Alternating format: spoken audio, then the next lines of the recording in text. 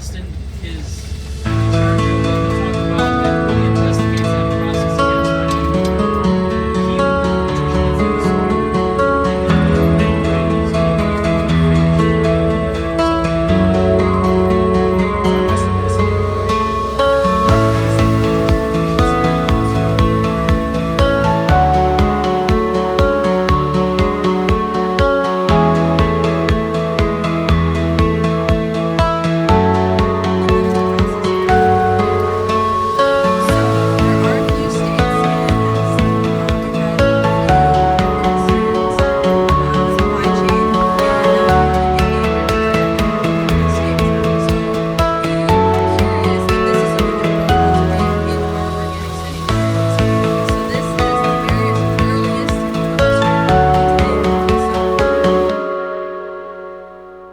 will be harvesting the root, but that it is a 3-year plant too, so we haven't been able to harvest what we planted 3 years ago yet because it takes about 3 years for that plant to really establish and grow a sizable root for us to harvest. So that's just one example of one of the fun projects we have going out here and the work that goes into a single ingredient.